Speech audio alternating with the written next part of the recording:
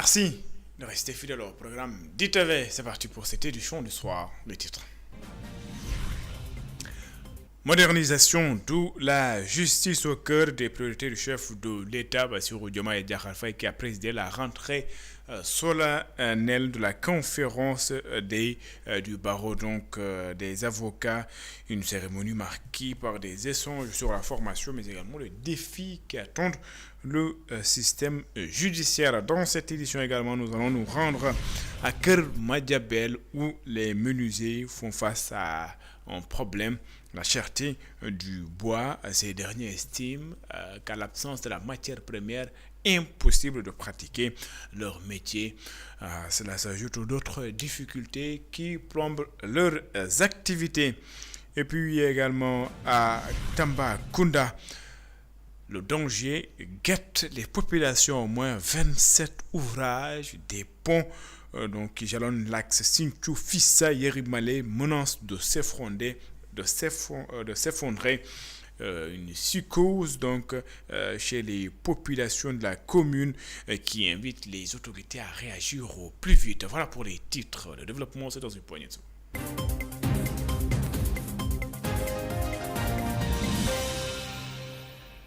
Bonsoir et bienvenue. Nous avons cette édition par les assises ou les états généraux du ministère de la culture, du tourisme, mais également de l'artisanat, les états généraux du ministère. Amadouba qui a présidé la cérémonie. Le ministre du tourisme affiche, selon lui, l'objectif est d'engager les réformes structurelles pour permettre au secteur de participer au PIB du pays. Le ministre veut qu'après les travaux, de mesures réalisables soient prises afin de faire passer son département de charges budgétaires en levier de croissance économique. Amadouba, ministre de la Culture, du Tourisme et de l'Artisanat, il est ici au micro d'Emilie Ndiaye et de Séléman Diallo. Il s'agit d'initier les réformes structurelles en profondeur pour permettre à ces secteurs de contribuer positivement au PIB à la hauteur du nombre d'acteurs qu'ils emploient. Nous avons dans le secteur culturel et artisanal et touristique plus de la moitié des actifs de ce pays. Malheureusement, nous peinons à peser positivement sur le PIB à cause de ces difficultés structurelles qui occupent chaque secteur. Ces états généraux ont été lancés dans un esprit le plus inclusif possible. Il y a les acteurs, bien sûr. Il y a les collectivités territoriales qui ont été associées.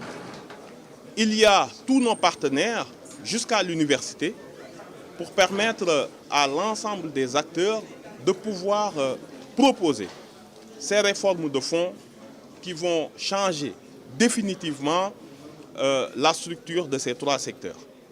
Ce que nous souhaitons au sortir de ces états généraux, c'est une série de mesures concrètes, réalisables immédiatement, même dans le contexte budgétaire un peu difficile que traverse le Sénégal. Mais nous pensons que ces secteurs, avec toutes les réformes qui sont envisagées, vont permettre de booster l'économie, de ne pas devenir une charge budgétaire, mais des leviers de croissance, des leviers d'emploi. La 14e édition du Salon international des industries et techniques agroalimentaires, SIAGRO, s'est ouverte pour 3 jours à Diamniadio. Au moins 110 exposants venus de 11 pays vont échanger sur les innovations, mais également pour dynamiser la production et la transformation agroalimentaire afin d'atteindre la souveraineté alimentaire. Voici les explications du Dr Mabouba Diagne. Il est le ministre de l'Agriculture, de la souveraineté alimentaire et de l'élevage. Il est ici au micro de Babacar Seck. Nous comptons utiliser la recherche, l'innovation, la digitalisation, l'intelligence artificielle, les technologies, l'agriculture de précision, un élevage moderne, mais aussi en tirant tous les bienfaits de la chaîne de valeur. C'est exactement comme ça que nous voulons faire pour non seulement produire au Sénégal ce que le Sénégal doit consommer, mais aussi transformer à travers les chaînes de valeur agro-industrielles, c'est là où le CIAGRO joue son rôle. C'est de nous trouver des partenaires techniques et financiers, des collaborateurs pour co-industrialiser notre pays. L'opportunité pour avoir notre souveraineté alimentaire, c'est 3 000 milliards de francs CFA d'investissement. Un gouvernement ne peut pas le faire. Au secteur privé, venez, nous sommes prêts à faire des partenariats publics-privés. À cette jeunesse, les taux de rentabilité interne que l'agriculture et l'élevage peuvent nous donner, il n'y a pas 3 ou 4 autres secteurs qui peuvent le faire. Aujourd'hui, il y a des opportunités dans la phase primaire de l'agriculture et de l'élevage. Il y a des opportunités de création d'emplois énormissimes dans la transformation agro-industrielle, dans la commercialisation, dans le stockage, dans la gestion des pertes post-récolte, mais aussi il y a des opportunités d'export. Rentrée solennelle de la conférence du stage du barreau de Dakar. Une cérémonie marquée par des échanges sur le renforcement de la formation, mais également les défis du système judiciaire. Le chef de l'État insiste également sur la modernisation de la justice, mais aussi sur la formation des avocats. Je vous propose de suivre ce compte rendu signé Elisabeth Glastine et Moussa Dia. Le président de la République a mis en avant la réforme et la modernisation de la justice comme une priorité avec un accent particulier sur la formation. Comme vous le savez, la réforme et la modernisation de la justice constituent un de nos objectifs majeurs. Sous ce rapport, un investissement collectif doit être fait sur les acteurs du monde de la justice, en termes de recrutement, d'ouverture du concours du barreau et de formation. En effet, une justice forte repose sur des acteurs solidement formés. Le chef de l'État a également rappelé que cette rencontre se tient dans un contexte particulier, marqué par des attentes fortes autour du système judiciaire. Les chiffres actuels sont sans appel. Le Sénégal compte environ un magistrat pour 100 000 habitants, avec 530 magistrats, 472 greffiers et seulement 439 avocats inscrits au tableau de l'ordre. Ce déficit est significatif, d'autant plus qu'il concerne une profession libérale dont l'accès ne saurait être indûment et définitivement restreint. Il est impératif de corriger cette situation afin que notre pays soit pleinement au rendez-vous de l'exigence de l'état de droit qu'il s'est fixé. Le bâtonnier de l'Ordre des avocats souligne que cette conférence du stage du barreau de Dakar représente un moment fort et hautement symbolique pour la profession. Je veux rappeler la qualité de la formation, décisive à tous égards, qui devra fonder l'essentiel de nos actions. Doter les avocats d'une bonne formation initiale et continue, c'est assurément leur assurer un futur rassurant. Le barreau du Sénégal rappelle cet engagement noble tout en réaffirmant avec force et fermeté sa veille pour une justice forte et de qualité. La rencontre a enregistré la présence de représentants des barreaux de l'UEMOA, des États membres de l'Organisation pour l'harmonisation en Afrique du droit, ainsi que de l'Union internationale des avocats. Elle a également été marquée par la remise de diplômes et de distinctions. Les étudiants de l'université Cheikh Anta Diop de Dakar se souviennent d'Abdoulaye Ba, étudiant mort lors des dernières violences à l'université Cheikh Anta Diop de Dakar. Ses camarades continuent d'exiger, de réclamer plutôt justice et d'exiger également au gouvernement de payer les bourses. Selon eux, leur plateforme revendicative reste intacte et que le gouvernement n'a encore satisfait aucun point. Ils mettent en garde les autorités. Je vous propose de suivre les explications de Cheikh Atab Sagna. Il est membre de l'amicale du collectif des amicales de l'université, des étudiants de l'université J'arrive Cheikh Anta Diop de Dakar. Il est ici au micro de Barasso. Depuis 2 mois, Justice n'a été faite pour le mort de notre cher Abdoulaye Ba, qui était étudiant en chirurgie dentaire en deuxième année à la faculté de médecine. Un jeune homme plein d'avenir, un jeune homme qui était l'espoir de sa famille et qui jusqu'à présent, justice n'a pas été rendue. Et nous lançons un appel solennel à ces autorités pour qu'ils fassent preuve d'efficacité, afin que justice soit faite le plus tôt possible. Et nous, étudiants, nous allons continuer à nous mobiliser. Tant que justice n'est faite, nous allons revenir ici encore le 9 de chaque mois pour réclamer au nom de Abdoulaye Ba à ce que justice soit faite. Donc par rapport aux bourses, rien de concret n'a été mis sur la table. Il n'y a pas d'avance jusqu'à présent. Et on entendrait qu'il y a des réformes qui sont en train d'être faites sans la présence des étudiants, chose qui est anormale. Donc nous disons aux autorités compétentes de considérer les représentants d'étudiants afin de les amener à un dialogue constructif pour un Sénégal meilleur et un pays. On ne le détient pas avec du gatsa comme l'a dit Serigne Salif Fall. On ne le tient pas avec un bras de fer. On le tient avec tact et intelligence. Merci, c'est de tout.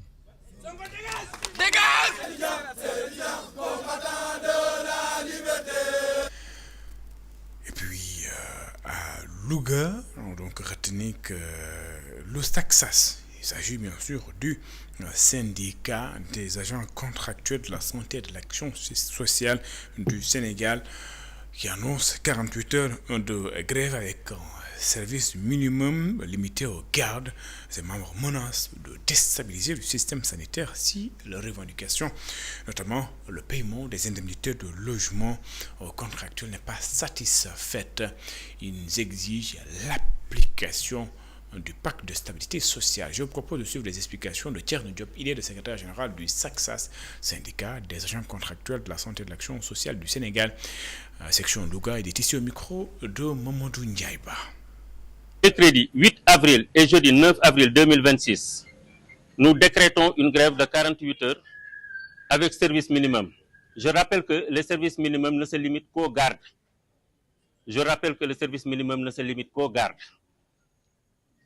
Le lundi 13 avril, nous nous retrouverons ici dans le parking pour faire une évaluation et remobilisation des troupes le lundi 13 avril. Il est prévu une grève de 72 heures avec le service minimum encore une fois les lundis 20 avril, mardi 21 et mercredi 22. Je cite: paiement de l'indemnité de logement aux agents contractuels des établissements publics de santé et du ministère de la Santé, comme stipulé dans le pacte de stabilité sociale pour une croissance inclusive et durable après son extension au niveau de tous les agents des départements ministériels. L'application du décret 404-2016 portant statut du personnel des établissements publics de santé par la mise en place d'un système d'affectation au profit des contractuels dans les différentes structures hospitalières nationales, qui englobe une prise en charge des travailleurs des EPS au même titre que les fonctionnaires dans tous les hôpitaux du Sénégal et à l'étranger. La généralisation de la motivation nationale trimestrielle appelée NEPAT à tous les agents contractuels des EPS et le paiement régulier de l'indemnité de risque. Pose de la première pierre du Centre national de dépistage du cancer à l'hôpital Dalal Jamm de Guédiawaye, une initiative de la Fondation nationale Sénégal solidaire qui a d'ailleurs vu le jour hier. La première dame, Marie-Khone Faye, estime qu'il s'agit donc d'une action qui va permettre donc à la fondation de lutter contre le cancer chez les enfants, chez les hommes, mais également chez les femmes à travers le dépistage précoce. Elle estime également que la fondation va jouer un rôle majeur dans le cadre de la prise en charge donc des personnes. Je vous propose de suivre les explications de Marie-Khone Faye. Elle est la première dame du Sénégal et est ici au micro de Cheikh Maguette Faye. La Fondation nationale Sénégal solidaire qui se lance aujourd'hui se veut être la réponse de ces attentes silencieuses. Elle naît d'un constat d'urgence. Elle veut grandir par notre volonté d'organisation Elle sera un instrument au service de la nation. Elle sera ce trait d'union entre les ressources disponibles et les besoins réels de nos communautés. La vision de la Fondation est claire. Faire de la solidarité un moteur de développement. Parmi ces nombreuses priorités partagées, à savoir l'éducation, l'autonomisation et la santé, il y a une qui nous tient particulièrement à cœur, la lutte contre le cancer. Nous lançons donc aujourd'hui une infrastructure majeure, le Centre national de dépistage des cancers. Le cancer ne doit plus être une condamnation vécue dans la solitude. Et notre ambition est d'offrir à chaque femme, chaque homme et chaque enfant la possibilité d'un diagnostic précoce.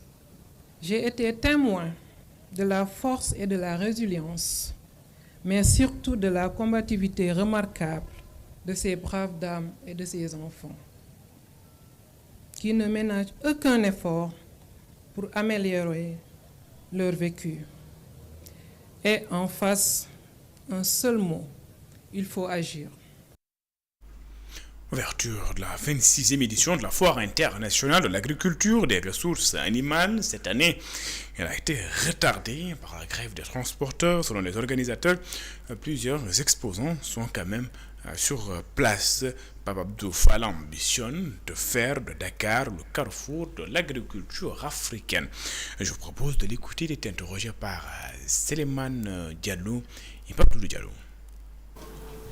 Toutes les structures ou bien tous les segments de l'agriculture sont très bien représentés ici, dans cette exposition de la 26e édition, allant du producteur, transformateur, cabinet conseil, appui, assistance, donc intrants et autres. Tout le monde est présent. Bon, les innovations, elles sont là, palpables. Hein. Si vous avez l'habitude de venir à la Fiara, vous avez vu qu'aujourd'hui, la surface a bien évolué. Et si la surface évolue, cela veut dire qu'il y a un intérêt qui est porté pour ce grand événement qui est un grand rendez-vous du monde rural sénégalais. Donc l'année passée, on était sur 19 000 m². Cette année, on est sur 23 700, disons 24 000 m², donc à des degrés divers. Là où nous sommes sur 4000 m². Je ne parle pas des autres zones, je ne parle pas du pavillon Sénégal, je ne parle pas aussi de l'élevage. Donc si on collecte toutes ces données, on se retrouve presque avec 24 000 m². Cela veut dire que Fiara est porté dans les cœurs, Fiara est très bien accompagné, Fiara est bien soutenu et porté par tous les Sénégalais. Permettez-moi tout d'abord aussi de remercier la CEDEAO qui est à sa première participation à la Fiara, qui a jugé l'intérêt de venir accompagner les organisateurs de la Fiara on peut dire sur le rapprochement des peuples. Parce que si vous entrez au pavillon du Sénégal, vous verrez que tous les pays de la CEDEAO sont très bien représentés. Toutes les délégations, malgré les difficultés, parce qu'il y a des pays ou bien il y a des délégations qui ont fait 4 à 5 jours au niveau des frontières pour arriver au niveau de la Fiara. Ça a été des difficultés, mais quand même, dès qu'ils sont arrivés, ils ont tout oublié. Il y a des délégations qui restent. Nous leur souhaitons quand même un bon voyage pour qu'ils arrivent bien. À Cœur Madjabel, les menuisiers font face à plusieurs difficultés, mais ces derniers estiment que le principal problème auquel ils font face, c'est la cherté du bois. Ces derniers estiment que la situation est très difficile pour eux de pouvoir exercer correctement leur métier à l'absence de la matière première qui se fait rare, souvent intouchable sur le marché. Ils continuent tout de même d'être donc au contact de leur passion. C'est un sujet de Sékou Diallo et d'Astumbaye. À Kermadjébel, dans le département de Nioro, le secteur de l'artisanat est le poumon de l'économie locale. Parmi ces ouvriers qui font vibrer la commune, les menuisiers bois occupent une place centrale. Pour beaucoup, ce métier est avant tout une vocation, malgré les obstacles. Nous avons choisi ce secteur pour gagner notre vie. Nous avons été formés. C'est vraiment un travail que nous aimons. Pourtant, derrière cet amour du métier, la réalité est devenue brutale. Premier obstacle de taille, l'approvisionnement.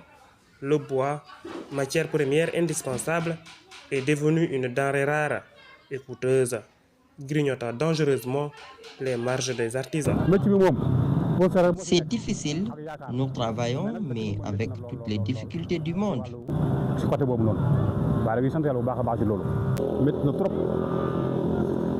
L'accès au bois n'est pas facile et il est beaucoup trop cher. Aujourd'hui, nous ne sommes plus en mesure de gagner correctement notre vie. À cette crise des matériaux s'ajoute une dépendance économique directe au monde rural. À Keur Madiabel, le carnet de commandes dépend de l'état des récoltes. Nos clients sont en grande majorité des agriculteurs. Si la campagne agricole ne marche pas, nos activités ne peuvent pas avancer.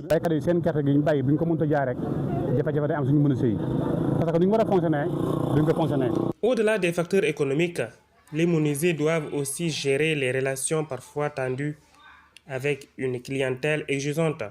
Les retards de livraison ou les désaccords sur les prix créent de fréquentes incompréhensions, rendant le quotidien de ces ouvriers d'autant plus éprouvant.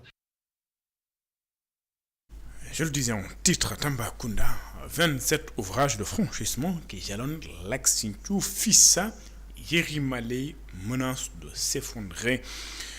Une inquiétude donc persiste chez les populations de la commune, de l'arrondissement de Bel-Air, dans le département de Bakel. Le maire de la commune lance un cri de cœur à l'endroit de l'État.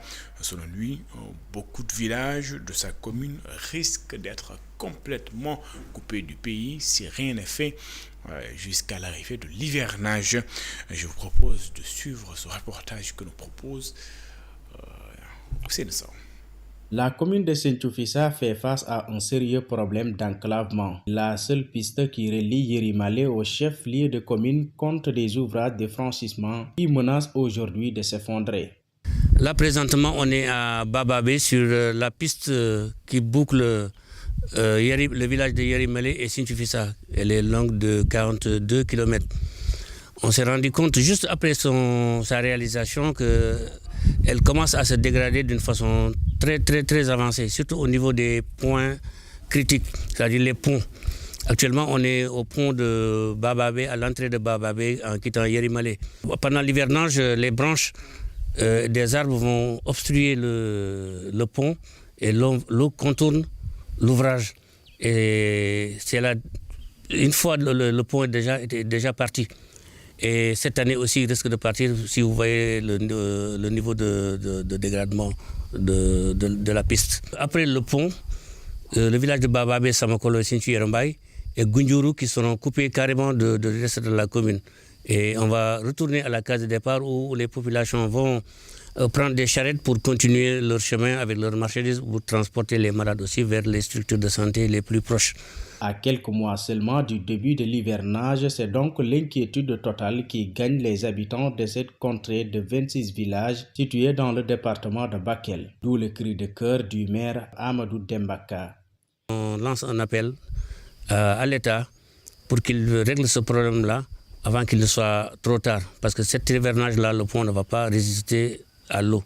Oui, il y a quelques années, je pense que c'est il y a 4-5 ans, des enseignants qui étaient venus pendant les examens. Les premières pluies, ils les ont trouvées ici au moment de rentrer. Ils ne connaissaient pas la profondeur du marigot. Ils sont rentrés, ils sont tous décédés ici. Il n'y avait aucun survivant. Sans une réaction urgente des autorités, villages entiers risquent d'être coupés du pays pendant l'hivernage. Parlons donc de l'innovation. Parlons du digital, de la cybersécurité, mais également de la souveraineté numérique en Afrique. Africa Tree Awards 2026 a d'ailleurs récompensé une vingtaine de projets majeurs de transformation numérique. C'est pour pousser les autorités, mais également renforcer la sécurité dans le domaine du numérique. Les initiateurs ont déploré également l'absence de soutien du ministère de la Communication, des Télécommunications et du Numérique, qui n'a pas d'ailleurs effectué le déplacement le jour J. Plusieurs projets ont été primés. Le guichet unique transport frontalier du Congo, la brigade centrale contre la cybercriminalité du Burkina, la mer TP, la Mauritanie, le Bénin ont tous été donc primés. Une initiative que les acteurs veulent donc pérenniser. Je vous propose aussi les explications du coordonnateur d'Africature Awards 2026. Il s'appelle Sidi Mokhtar Aïdara. Au continent, nous avons beaucoup d'initiatives de digitalisation qui sont portées par les États ou des organisations privées. Et malheureusement, je dis malheureusement, la dimension sécurité est souvent oubliée. Et ce qui fait qu'en cas d'attaque cyber, les gens cherchent par la suite à trouver comment régler ces problèmes, alors que dès la phase de planification de ces initiatives, ils auraient pu y intégrer tout ce qui est sécurité pour garantir la résilience. Parce qu'aujourd'hui, nous vivons dans un monde hyper connecté, hyper digitalisé, où au quotidien, nous interagissons avec des systèmes informatisés. Et du coup, cela nous expose parce que nous avons nos données qui sont stockées. Et malheureusement aussi, nous ne savons pas par qui, où et comment ces données sont gérées, sont manipulées. Donc nous nous sommes dit, il est temps aujourd'hui que nos États, que nos organisations, que ce soit privées ou autres, puissent réfléchir sur comment mettre en place un cadre. Et d'ailleurs, nous avons pris l'initiative de le faire à travers les Africature Awards, qui auraient pu être supportés par nos États. Et je ne sais pas si vous avez fait la remarque, ils ont brillé par leur absence. Les organisations qui devaient nous soutenir, notre ministère des tutelles, qui est le ministère de l'économie numérique, des télécoms, auraient dû normalement être à nos côtés pour nous soutenir. Mais malheureusement, ça n'a pas été le cas. Voilà, nous avons eu plus de 8 pays qui étaient là et dont les organisations font partie des lauréats. Un mot de sport dans cette édition, c'est pour parler de la visite du président de la Confédération africaine de football, Patrick Motsepe, qui a été en conférence de presse après sa rencontre avec le président de la République. Le patron de la CAF a est revenu sur l'actualité brûlante, notamment la consécration du Maroc comme étant champion d'Afrique après la décision du jury d'appel de la Confédération africaine de football. Il estime d'ailleurs qu'il va se plier à la décision du tribunal arbitral du sport. Patrick Motsepe est ici au micro de Cheikh Ahmed Tidiane Sy et de Barasso. Problems and the challenges that we experienced at the final.